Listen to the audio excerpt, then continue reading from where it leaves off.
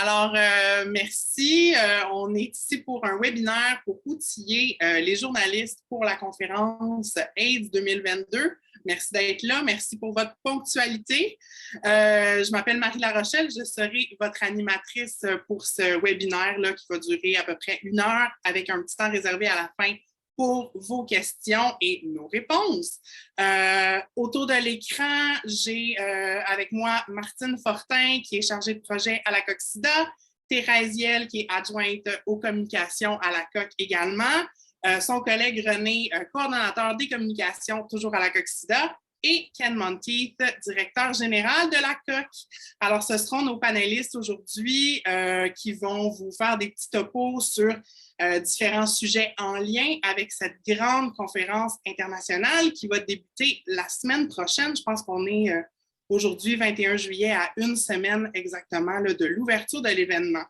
Alors, sans plus tarder, puisque vous êtes à l'heure et puisque nous voulons respecter votre temps, je vais tout de suite commencer la présentation. Donc, nous y sommes, AIDS à la une, s'outiller pour couvrir la conférence internationale. Avant toute chose, j'aimerais faire une reconnaissance territoriale. Je sais que moi, je suis dans le quartier Hochelaga à Montréal. Hochelaga, en fait, qui est un quartier là, de la ville de Montréal, qui est aussi appelé Tiohtià:ke en langue Kanien'kehá:ka ou Muniang en langue Anishinaabe-Mowin. Donc, on reconnaît qu'on est situé sur des territoires autochtones non cédés et traditionnellement, Tiohtià:ke, c'est un lieu d'échange pour les différentes nations autochtones. Et puis, c'est dans cet esprit d'échange qu'on va construire ce webinaire ensemble aujourd'hui. Et nos participants aussi sont tous situés là, sur le même territoire. Dans ce webinaire, voici en fait les objectifs qu'on vise là, avec cette présentation. On veut que vous en sachiez plus sur, premièrement, la structure de la conférence, comment ça fonctionne pour les personnes qui n'ont jamais participé à un événement là, de la sorte. On va vous faire une petite mise à jour sur l'état actuel de la science du VIH. Qu'en est-il? Hein? C'est plus la même chose, plus la même réalité que dans les années 80-90. Les bons termes à utiliser, justement, les cultures changent, la science évolue et notre vocabulaire évolue également. On va vous parler des grands thèmes qui risquent fort probablement de ressortir de la conférence et on va attirer votre attention sur des séances qui pourraient piquer votre intérêt. Et finalement, on va vous présenter toutes les activités qui vont se dérouler en parallèle de la conférence organisée par les communautés touchées elles-mêmes. Alors, voici le déroulement. Donc, AIDS 2022, comment ça fonctionne, l'état du VIH en 2022, ce qui risque de faire jaser, la place des communautés et, comme je disais, une période de questions à la toute fin. Ce qui m'amène, en fait, à vous dire que pour les questions, le chat est ouvert. Alors, vous pouvez l'utiliser. Par contre, je ne vais pas le suivre là, de manière très assidue.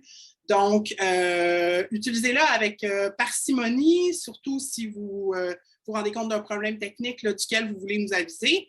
Autrement, si vous avez des questions, je vous invite à utiliser la fonction questions-réponses de Zoom qui est juste en bas. Et lorsqu'on sera rendu à la fin, on va tenir compte des questions qui auront été envoyées. Et puis, René a déjà allumé sa caméra. C'est fantastique parce qu'il est notre premier panéliste. Bonjour, René. Bonjour. Ça va? Alors, oui, ça va très bien, toi? Ça va bien, merci, oui. Cool. Fait que, comment ça marche une conférence internationale? Dis-nous ça. Je vais vous en parler. Premièrement, je salue tout le monde. Je suis très heureux d'être avec vous aujourd'hui. Et donc, la première chose que nous allons parler, c'est donc de qu'est-ce que c'est donc AIDS 2022 ou même qu'est-ce que c'est AIDS, la conférence internationale sur le sida. Donc, la conférence internationale sur le sida, c'est l'une des plus grandes conférences sur le VIH au monde. Elle est organisée par la International AIDS Society et donc se déroule à tous les 2 ans. C'est une conférence qui réunit donc entre autres des professionnels de la santé, des politiciens, des décideurs publics et politiques, des scientifiques et évidemment des personnes vivant avec le VIH. La première conférence qui a eu lieu en Atlanta, oui, j'ai toujours la misère avec ce nom de ville-là, en 1985. Et donc, par la suite, donc, je peux vous dire que dans les meilleures années de la conférence, On a réuni jusqu'à 26 000 délégués donc, à Toronto en 2006, 23 000 à Washington en 2012. L'édition actuelle elle sera la 24e édition et se déroulera du 29 juillet au 2 août au Palais des Congrès, mais avec des préconférences les 27 et 28 juillet. Donc, ça, grosso modo, c'est qu'est-ce que c'est donc la conférence comme telle. Avant d'aller plus loin, je vais faire une petite parenthèse historique donc, concernant donc, le passé donc, de ces conférences. Comme je disais tantôt, la première édition a eu lieu à Atlanta en 1985, mais je voulais surtout vous parler de la 5e édition qui a eu lieu en 1989 à Montréal, où il y a eu 10 000 délégués qui étaient présentes, mais aussi 900 journalistes aussi, donc du monde entier. Ça a été, c'est ça, donc désolé, je suis en train de me mélanger dans mes lignes. Pourquoi j'en parle de cette conférence-là? C'est parce que elle s'avère avoir été un lieu de changement de paradigme important dans la lutte contre le VIH-Sida. Pourquoi? Parce qu'il y a eu une manifestation importante dans laquelle 200 à 350 personnes, majoritairement des personnes vivant avec le VIH ou des populations clés touchées par le VIH, ont dit haut et fort que rien ne doit se faire sans nous, tout doit être fait avec nous. Donc, et ça s'est fait durant la cérémonie d'ouverture, lors du discours donc, du premier ministre du Canada, Brian Mulroney, à l'époque. Pardon. Oui, puis j'en profite, René, pour dire que dans le fond, à cette époque-là, les personnes vivant avec le VIH, c'est drôle à dire, mais n'étaient pas conviées à cette conférence-là. C'était que des experts, des médecins, des scientifiques du haut de leur tour qui réglaient les problèmes. Puis les personnes vivant avec le VIH ont dit on a besoin d'avoir un siège à la table, on a des choses à dire, on est les principales concernés. Exactement. Donc, et oui, en effet, c'est en plein ça. Donc, dernier point peut-être concernant donc, cette conférence. Donc, ça a été aussi le moment où on a donc, publié le Manifeste de Montréal, qui a été donc rédigé par, entre autres, ACT UP New York, qui énonce des responsabilités pour les États, donc les organismes internationaux, toute structure affectante existante, donc des responsabilités à l'égard des droits des personnes vivant avec le VIH. Donc, c'est extrêmement important car on va revenir sur ce sujet quelque part dans la présentation. Si on continue dans les diapositives, vous allez voir quelques photos donc, de la manifestation comme telle. Donc, aussi, donc, par la suite, une citation qui a été publiée dans Le Devoir, donc le 5 juin. C'était une lettre d'opinion écrite par deux scientifiques, donc qui sont Gabriel Gérard et Alexandre Klein, qui se lit ainsi. Les militants ouvrirent ainsi symboliquement la conférence au nom des personnes vivant avec le sida. Au-delà de sa dimension spectaculaire, cette action signait l'émergence publique de nouveaux acteurs, les malades eux-mêmes, concernés au premier chef par les discussions médicales et scientifiques sur le sida. Donc, ça résume assez bien donc, ce qui s'est passé durant cette 5e édition de la conférence internationale. Donc là, nous allons tomber plus dans la structure comme telle de la conférence. La première partie, le premier lieu de la conférence est vraiment le site en soi de la conférence. C'est sur inscription, comme vous le savez, il y a des coûts pour s'inscrire, sauf pour les médias pour qui c'est accessible gratuitement. Dans les meilleures années, je vous dirais, donc, la conférence pouvait contenir jusqu'à 750 conférences plénières, ateliers et jusqu'à 5 000, j'en ai vu jusqu'à 5 000 affiches, donc présentation par affiche, et ça, c'était à Bangkok en 2004. L'édition actuelle, la 24e édition, sera un peu plus modeste, probablement due au fait que c'est la première fois qu'elle a lieu en présence à la suite de la pandémie de COVID-19. Donc, on dénombre environ 200 conférences et un peu plus, donc plénières et ateliers qui seront offertes. Et également, donc, au-delà de 2000 présentations par affiche. Plusieurs des conférences seront faites aussi simultanément devant audience et aussi donc, en visioconférence. Quand on est inscrit à la conférence, on a accès au centre d'exposition où on retrouve des kiosques de compagnies pharmaceutiques, de pays et également d'associations internationales. Aussi, donc, la modestie s'exprime un peu à travers la cérémonie d'ouverture, car par le passé, j'ai assisté, moi, des cérémonies qui, en fait, elles se déroulaient le soir. C'était un grand spectacle, donc avec beaucoup de personnalités très souvent. Et donc, très souvent, ça avait lieu dans des stades parce qu'on était des dizaines de milliers de personnes. Cette année, donc, c'est une facture un peu plus modeste où est-ce que ça se fera durant la conférence, donc le matin à 9 h, le vendredi 29 juillet. Ça a lieu donc, directement au Palais des Congrès. Durant cet événement, donc, il y a toujours, comme je le disais, des personnalités. Et cette année, donc, on peut en compter 3 qui sont inscrites actuellement. On parle donc d'Anthony Fauci, qui est donc le directeur, le grand boss de la santé publique américaine. On a Winnie Byanyima, qui est directrice exécutive de l'ONU-SIDA et secrétaire générale adjointe aux Nations Unies. Et aussi Doris Pelletier, qui est une femme autochtone vivant avec le VIH et une grande activiste canadienne. Se trouve aussi dans ce lieu, donc la salle des médias, où vous aurez tout sur place pour faire des entrevues, donc pour écrire, rédiger des textes et des articles. Mais il y a aussi, entre autres, on retrouve des petites salles de conférences. Il y aura des conférences de presse qui seront données par plusieurs instances, donc participants à la conférence. Et en dernier lieu, il y a le salon positif. C'est un salon qui est réservé aux personnes vivant avec le VIH pour obtenir des soins et se reposer. Donc, si on continue, le deuxième lieu très important donc, est le village global. Le village global, c'est accès gratuit. C'est ouvert à tout le monde, donc ouvert au grand public. C'est un lieu d'exposition, d'échange, d'accueil des communautés et du communautaire. C'est un lieu d'activité culturelle et sociale. C'est aussi un lieu de conférence à échelle humaine, sans compter que c'est la source de plusieurs manifestations qui vont avoir lieu dans le cadre de la conférence. Et je terminerai en vous disant que on espère que la population montréalaise vienne en grand nombre, que ce soit par solidarité à notre lutte ou pour le plaisir d'apprendre. Donc, où est-ce que nous en sommes rendus aujourd'hui?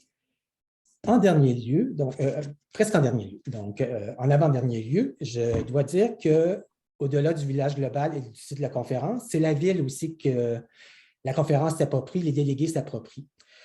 Entre autres, donc, par la mise en visibilité du ruban rouge, donc des messages en lien avec la conférence qu'on retrouve sur plusieurs infrastructures telles que des bâtiments gouvernementaux, des transports en commun, des colonnes Maurice, voire même dans des vitrines de magasins, donc où est-ce qu'il y a des propriétaires de magasins qui décident de rendre hommage à la conférence.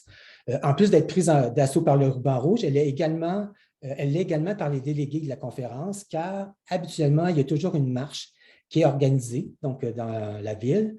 En fait, donc, vraiment, on envahit la ville, donc on s'approprie le centre-ville en scandant des messages revendicatifs et d'inclusion. Et ça finit souvent par un spectacle donc, offert donc, par la ville en soi. Donc, et je terminerai sur une note aussi qui est intéressante, c'est en fait, donc là, on parle ici, on a une liste des éditions qui ont été marquantes dans la vie de cette conférence-là. Et je voulais vous faire part de des conférences, là, donc 2 éditions qui ont vraiment fait une différence dans la lutte contre le VIH-Sida. C'est celle de 1996 où les résultats de recherche ont ouvert la porte à la chronicité de l'infection au VIH. Donc là, c'est l'apparition des inhibiteurs de la protéase, mais aussi de la trithérapie donc, sur le marché.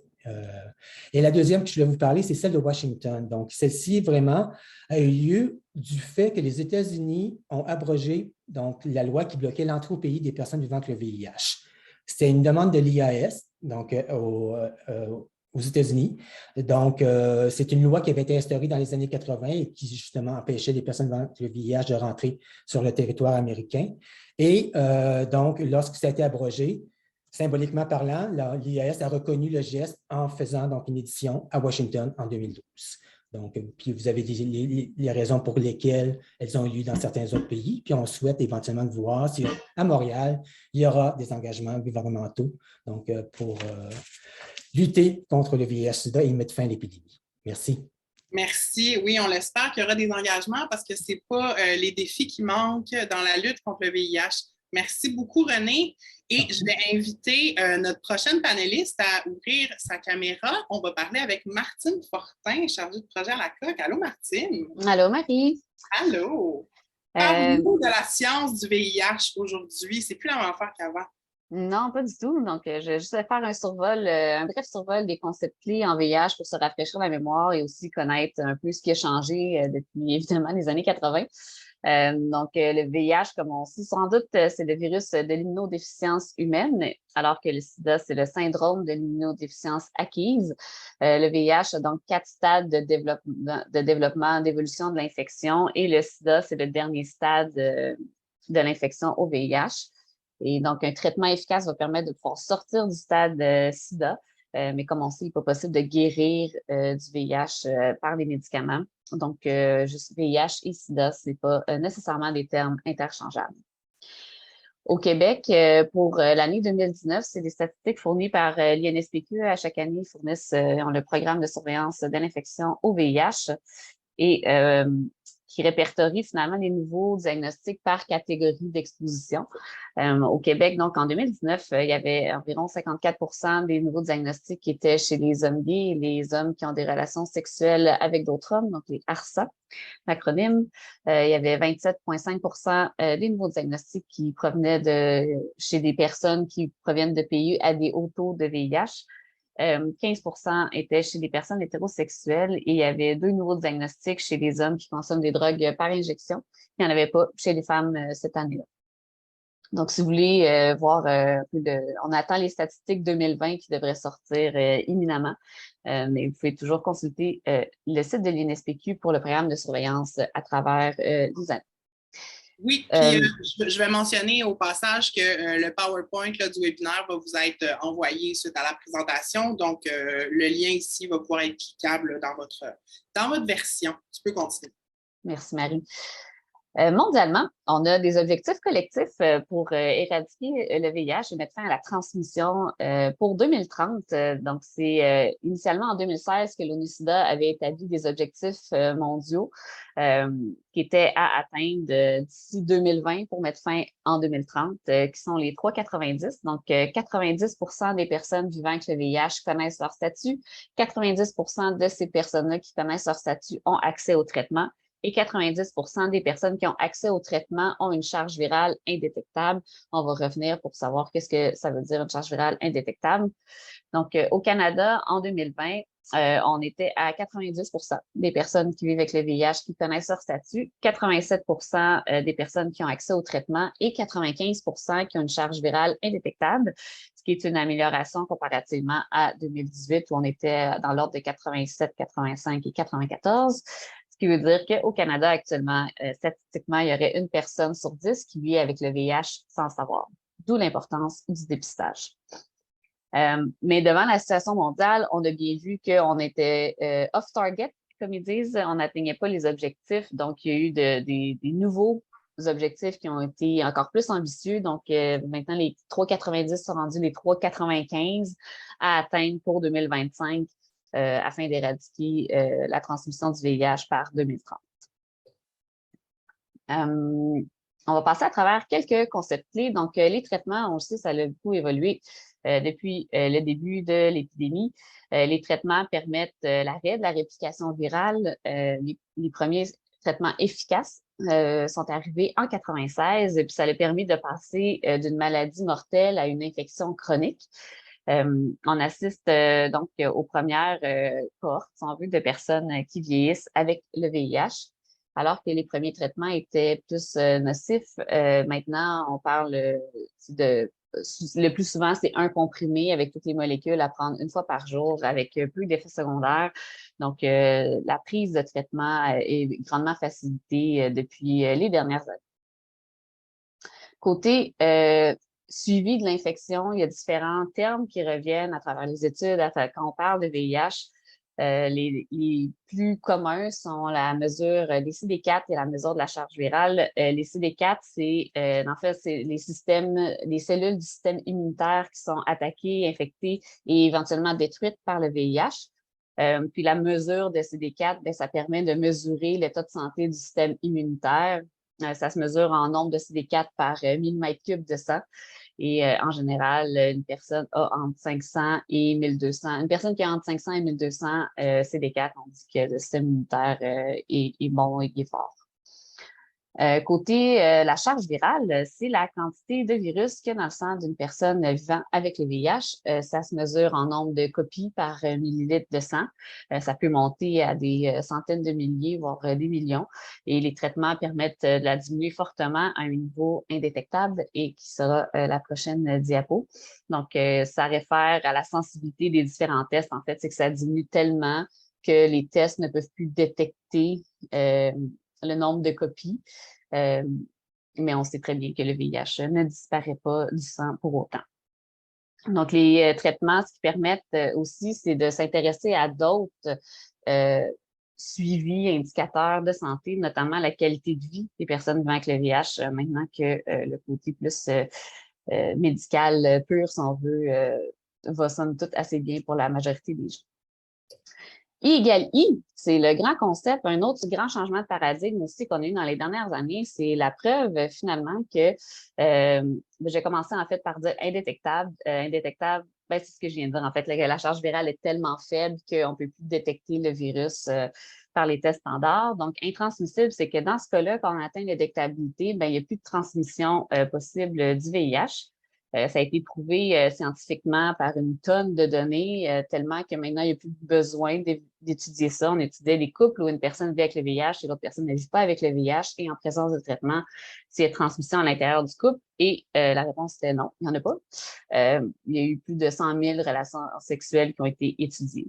Donc, si vous voulez plus de détails, il y a différents liens dans le PowerPoint qui vont pouvoir vous être partagés. Mais juste dire que le ministère de la Santé et des Services sociaux avait fait une position ministérielle qui fait état de I égale I et l'Agence de la santé publique du Canada également. Donc, cette évidence scientifique-là est intégrée dans toutes les lignes directrices de traitement et autres qui ont en lien avec le VIH au Québec, au Canada et ailleurs dans le monde aussi. Une autre grande avancée en VIH, c'est la PrEP, qui est la prophylaxie pré-exposition sexuelle, qui est un comprimé. En fait, c'est des antirétroviraux à prendre avant une relation sexuelle, ce qui permettent d'éviter une infection au VIH. C'est approuvé au Canada depuis 2016 et c'est un médicament qui est indiqué pour des personnes qui sont davantage exposées au VIH. C'est à voir selon les facteurs de risque plus comportementaux. Quelques mots et en terminant, on va juste parler de quelques mots et expressions à privilégier. Vous savez très bien comme journaliste que le langage est important. Donc, il y a certains termes qui ont été identifiés par les communautés concernées comme étant à privilégier parce qu'ils sont plus humanisants comparés à certains termes qui sont plus stigmatisants, même si l'intention n'est pas de stigmatiser. Premièrement, un des plus importants, c'est personnes vivant avec le VIH.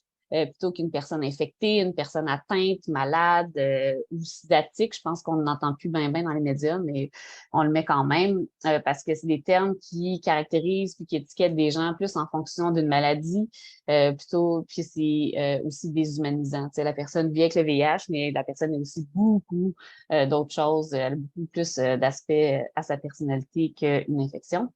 C'est la même chose pour le même principe pour une personne qui consomme des drogues.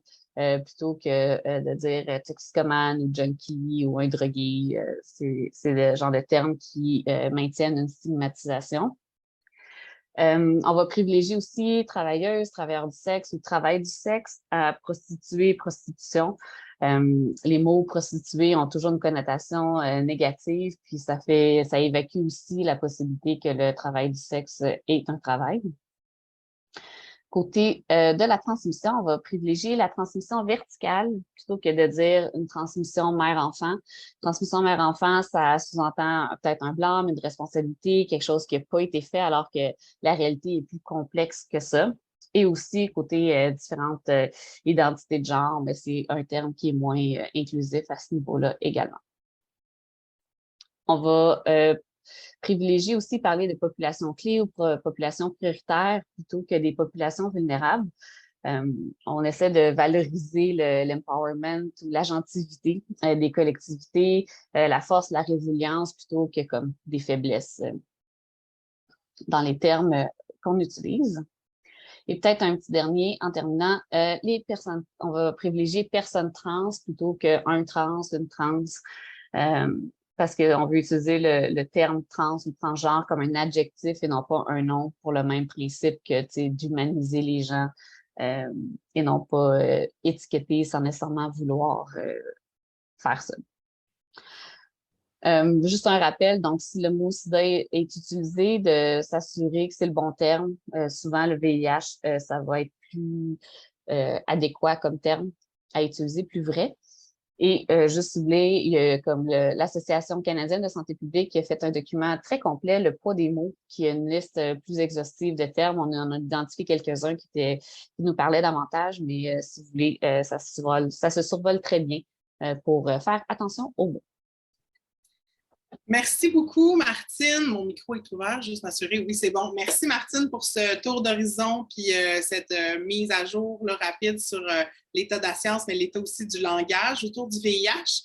Ce qui nous amène à la prochaine partie du webinaire sur vraiment là, les choses à ne pas manquer, ce qui va ressortir de la conférence, ce qui risque de faire jaser dans les médias du monde. Donc, c'est pour un peu là, vous prévenir sur ce qui s'en vient puis attirer votre attention sur les présentations les plus pertinentes. Et j'ai avec moi Ken Monty, directeur général de la COQ, qui va nous parler là, des faits saillants du programme. Bonjour, Ken. Bonjour, et merci. Et je vais mettre une parenthèse au début, juste pour dire qu'il y a des centaines de présentations et donc on a fait un effort pour identifier les grands sujets à notre perspective de qu'est-ce qui va se passer à la conférence d'importance, mais ça ne vous empêche pas de consulter le programme très complet pour voir s'il y a d'autres choses qui vous intéressent aussi. Donc, je commence par la COVID-19 et le VIH. Surprise! Donc, notre expérience des 2 dernières années de COVID-19 a eu des impacts sur le VIH, sur la lutte contre le VIH. Et il y a des éléments, donc, il y a des présentations qui portent sur c'est quoi l'impact, mais il y a aussi des sessions qui réfléchissent sur c'est quoi les leçons de la COVID-19 qu'on peut appliquer à la lutte contre le VIH et à des futures pandémies aussi, et l'inverse. Donc, qu'est-ce qu'on a appris à travers des années du VIH qu'on aurait pu appliquer sur la COVID-19 et qu'on peut appliquer sur les futures pandémies? Donc, on a mis quelques exemples avec les dates et les heures de présentation, mais je vous encourage à consulter la présentation par la suite. On passe à la prochaine. Les traitements de longue durée. Donc, un nouveau développement en traitement, c'est des traitements qui sont, alors, pour le moment, il y a un traitement injectable. Donc, la personne, au lieu de prendre des pilules ou une pilule à tous les jours, se fait injecter soit une fois par mois ou aux 2 mois. Donc, et le traitement continue à fonctionner. Donc, ça, c'est très intéressant. Le produit injectable a été approuvé au Canada, mais ce n'est pas encore remboursé par la RAMQ, donc trop neuf pour ça. Et il y a une indication en prophylaxie pré-exposition, en PrEP, approuvée aux États-Unis, donc ça s'en vient sans doute au Canada aussi. Donc, la PrEP par injection au mois ou aux 2 mois, c'est très intéressant. Il y a d'autres choses qui sont en développement aussi, d'autres façons d'administrer. Un anneau vaginal, donc l'avantage, c'est que ça met le pouvoir aux mains des femmes pour contrôler leur exposition au VIH. Il y a d'autres choses aussi. Donc, il y a des sessions qui explorent les diverses expériences et les diverses choses qui s'en viennent dans ce qu'on appelle le pipeline des traitements et des approches à la PrEP. Ensuite, réduction des méfaits et des drogues. Donc, on sait que au Canada, en ce moment, la crise des surdoses est d'actualité importante. Et il y a plusieurs sessions qui parlent de la décriminalisation, mais aussi d'un intérêt particulier, les services de réduction des méfaits en prison, dont la distribution, l'échange de seringues, il y a des sessions de Service correctionnel Canada qui portent sur leur expérience, leur programme pilote, mais il y a d'autres perspectives aussi, soit d'une perspective académique au Canada, et il y a une autre session qui a des expériences du monde, donc dans plusieurs pays où on fait ça, l'échange de seringues en prison pour réduire la transmission des maladies. Puis, je vois aussi une présentation sur la réponse autochtone à la crise des opioïdes qui risque aussi d'être fort intéressante. Je ne sais pas si tu as quelques mots à rajouter sur celle-là. Mais en effet, c'est ça. Donc, il y a plusieurs endroits où on a des sessions qui portent sur les approches autochtones à la maladie, mais aux différents enjeux de santé. Et c'est très important. Donc, on peut voir qu'il y a une session spécifique sur l'épidémie des surdoses au Canada et vu de l'approche, donc vu de la perspective autochtone. On continue avec les innovations en matière de dépistage. Oui, comme on a vu avec les objectifs de l'ONU-SIDA, le premier, c'est que tout le monde se fait dépister. Et donc, il y a plusieurs éléments qui sont intéressants. On continue à développer des nouvelles façons de se faire dépister et des nouvelles stratégies aussi. Donc, le premier autotest a été approuvé au Canada en 2020. Ça existe ailleurs dans le monde depuis plus longtemps que ça. Et il y a beaucoup de différents types de produits déployés ailleurs dans le monde, y compris des tests, ce qu'on appelle multiplex, où on peut, avec le même test, détecter une infection par le VIH et le syphilis ou par l'hépatite C. Donc, tout ça, c'est très intéressant par rapport aux différentes approches. Et j'attire votre attention sur une activité qui va se passer au kiosque du Canada dans la halle d'exposition. C'est le samedi à 10h30. Il y a un projet de recherche où la Coxida participe, par exemple, ce qui s'appelle en français « J'agis », en anglais « I'm ready ». Et il va y avoir une distribution d'autotests du VIH lors de cette activité le samedi. La recherche continue. Donc, on a jasé beaucoup du développement des vaccins contre la COVID et comment que c'était vite. Et beaucoup de personnes vivant avec le VIH ont dit, mais c'est où notre vaccin contre le VIH? Ça fait 40 ans.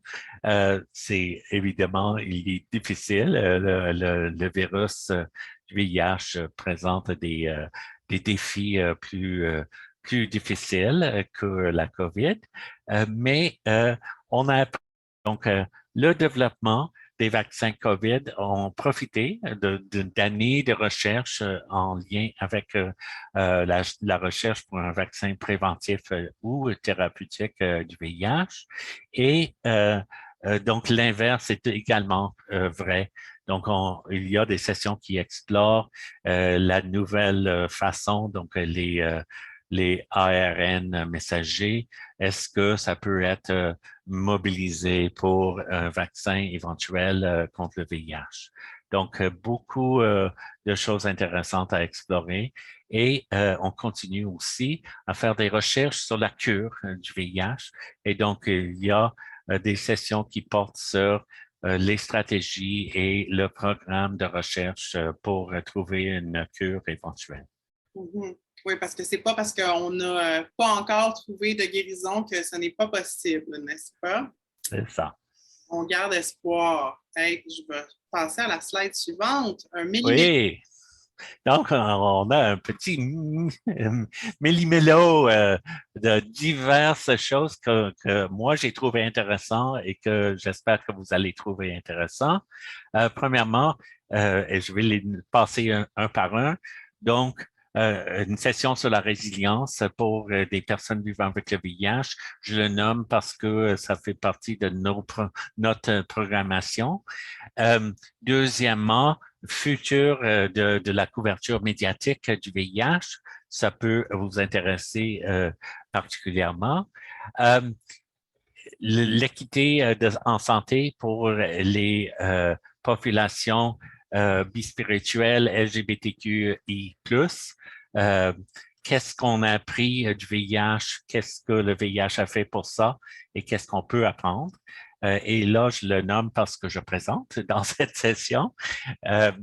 Ensuite, breast is best, donc sur l'allaitement. Donc, il y a toujours une controverse autour de l'allaitement. Il y a des bénéfices, mais est-ce qu'il y a des risques de transmission? Donc, ça, cette session va explorer ça. Monkeypox, bien sûr, la variole simienne. Donc, il y a des sessions late breaker sur cette question. Il y a plus d'une session sur la décolonisation de la santé globale. Donc, beaucoup d'intérêt autour de ça. Sur l'inclusion des communautés visées dans la recherche.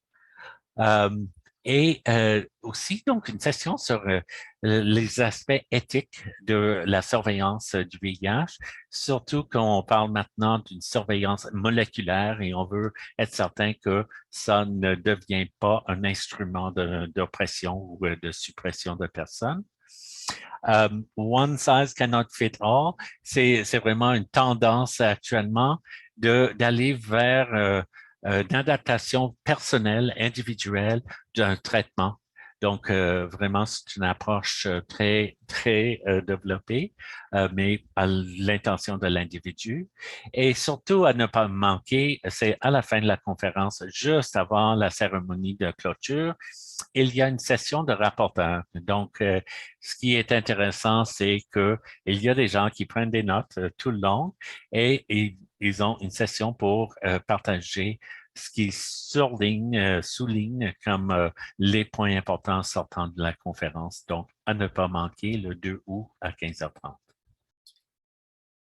Un gros merci, Ken. Je vérifie tout le temps si mon micro est ouvert. Merci beaucoup pour cette attention là, que tu nous as portée sur les sessions d'intérêt. Et puis là, je vais inviter Thérèse Yelle à se joindre à nous. Bonjour Thérèse. Allô, allô. Thérèse, tu vas nous parler des activités en parallèle de la conférence. Donc, qu'est-ce que la communauté VIH au Québec trame pendant que toute la communauté mondiale est rassemblée dans la métropole? Alors, de quoi tu veux nous parler? Alors, en premier lieu, il y a une campagne de communication qui vient de sortir. Elle est toute fraîche. Nous l'avons fait en partenariat avec la Prevention Access Campaign, notamment Bruce Richmond, qui est comme le créateur de E égale I, You equals You en anglais, dont Martine vous a si bien parlé tantôt. Donc, cette campagne qui s'intitule E égale I, change le monde du VIH, vise vraiment à rendre cette formule E égale I visible au Québec. Parce que beaucoup de gens, la majorité en fait, ne sont pas conscients de cette réalité, de cette science. Donc, on veut aussi faire connaître la science derrière cette formule et à travers tout ça, lutter contre la désinformation et la stigmatisation. Donc, je vous invite à surveiller vos abribus, les billboards et les petits bandeaux à la télévision qui vont passer. Ensuite, ce 26 juillet, nous organisons avec la Fondation québécoise du sida une formidable, historique table ronde qui aura pour sujet l'éradication réaliste du VIH-Sida au Québec d'ici 2030. Donc, c'est vraiment, ça parle de nous, avec nous. Ça va être de 14h à 17h au Centre Phi, une très belle salle. Et ça visera vraiment à nous remobiliser en tant que communauté, mais inviter aussi les gouvernements à se remobiliser et à s'engager concrètement, car on a constaté, et pas juste récemment, depuis un bon bout, un certain désengagement des gouvernements. Donc, on aimerait, on exige en fait, un réengagement. Et à travers cette table ronde, on discutera de tout ce que le milieu communautaire amène à la table en termes de santé publique, pas juste au niveau du VIH. Et on présentera notre demande d'être considéré comme un partenaire à égal avec les instances publiques de santé du Québec pour lutter ensemble contre le VIH-Sida.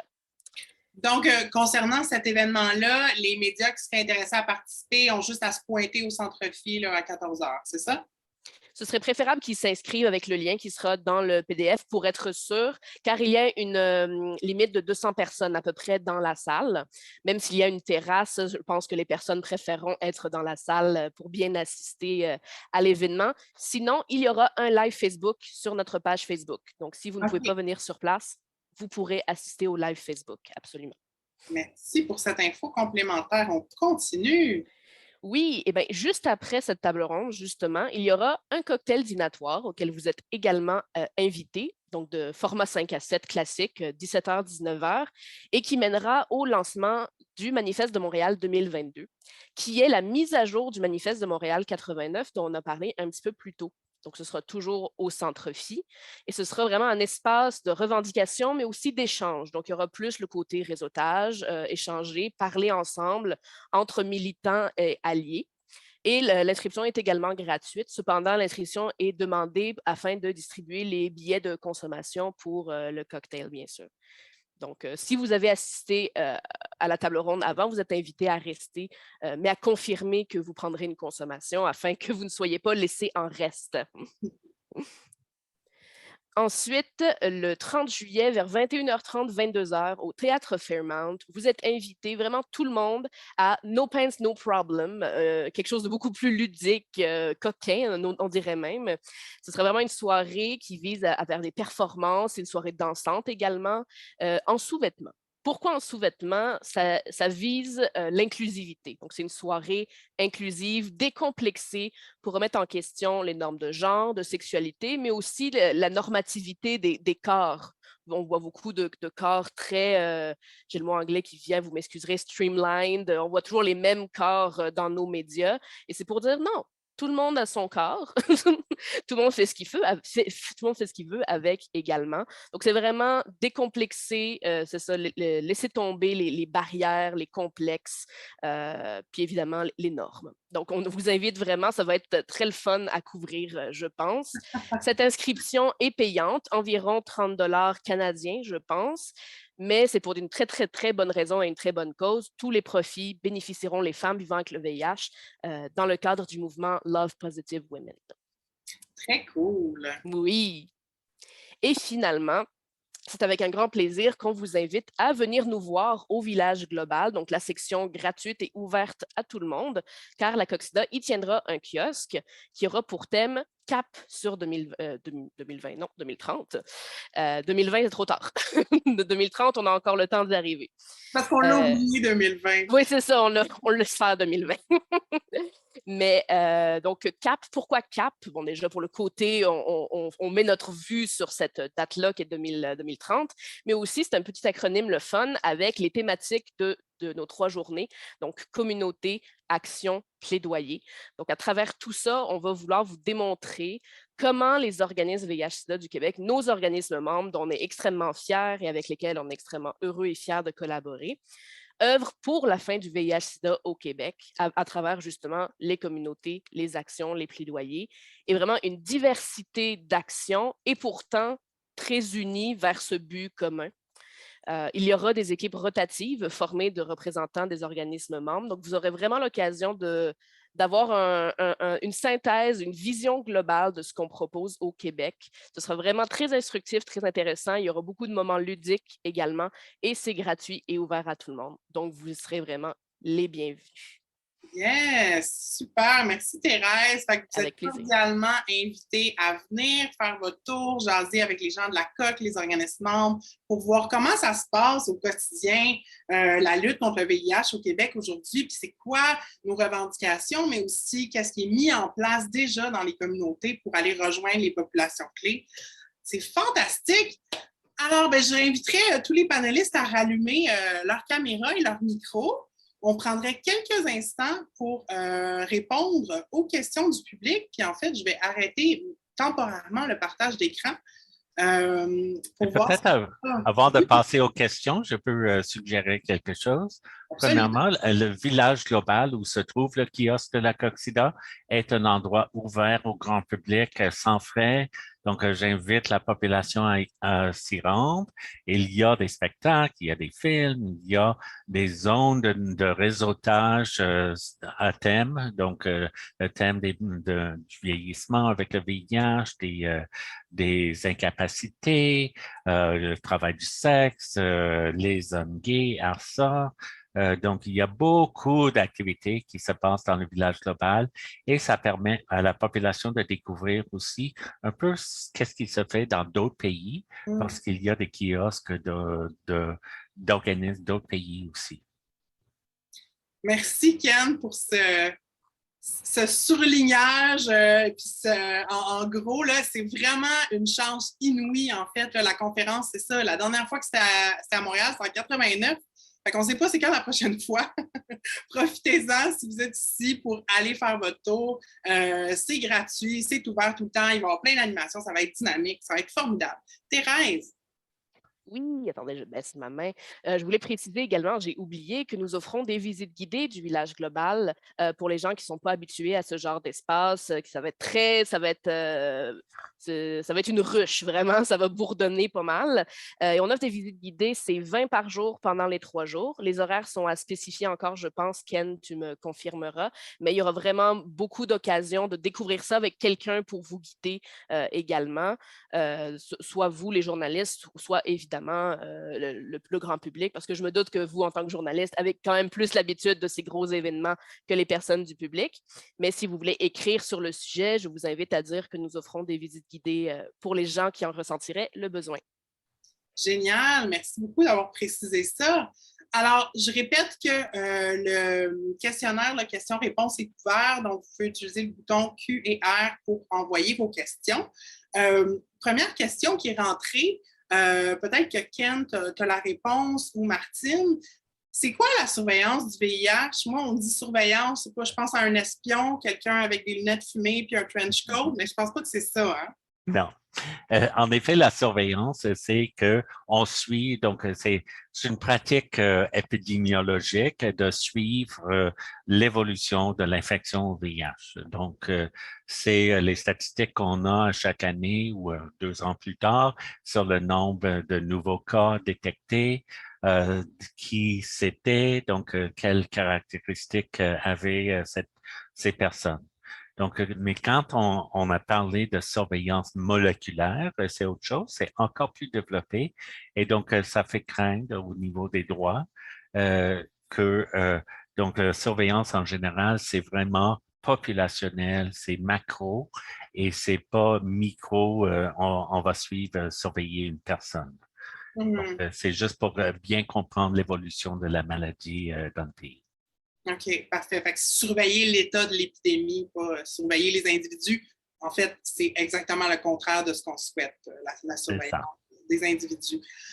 Merci, Ken, pour cet éclairage. Autre question, je pense que Thérèse peut-être pourra nous répondre. Pour l'événement du 26, la table ronde, qui seront les panélistes qui vont prendre la parole? Très, très bonne question. Je peux déjà vous dire que ce sera animé par Yannick Villedieu, qui est un journaliste, écrivain, animateur de l'émission Les Années-Lumière pendant des décennies, très reconnu dans notre milieu et très impliqué dans le milieu VIH, vraiment, qui connaît ce qu'on fait, qui nous aide, qui est un allié. Ce sera lui l'animateur, donc ce sera vraiment, on est très, très, très heureux de l'avoir. Pour les panélistes, dans le fond, il y aura 2 moments, si vous voulez. Donc, le premier moment, ce sera sur l'amélioration de l'accès au dépistage et comment soutenir la prise de traitement. Là, il y aura Dr Jean Robert, fondateur de la clinique du dispensaire et qui travaille encore, qui prendra la parole sur ce sujet. Il y aura M. Patrick Labbé du Miels Québec. Il y aura Docteur Mehdi Karkouri de Coalition Plus, ou plutôt de ALCS Maroc. Et il y aura Dr Marina Klein de McGill également, qui prendra la parole à ce moment.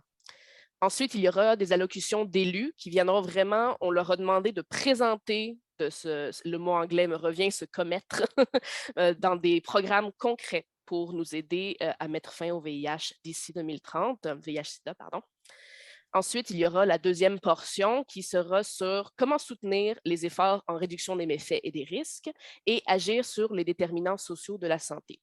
Donc ici, on aura M. Claude Lalande de Maison Plein Cœur, président Maison Plein Cœur, Mme Émilie Renahi de ACCM, M. Martin Pagé de Dopamine et enfin Mme Véronica Pizzi de Centre Action SIDA Montréal. Ce sera ça pour cette section.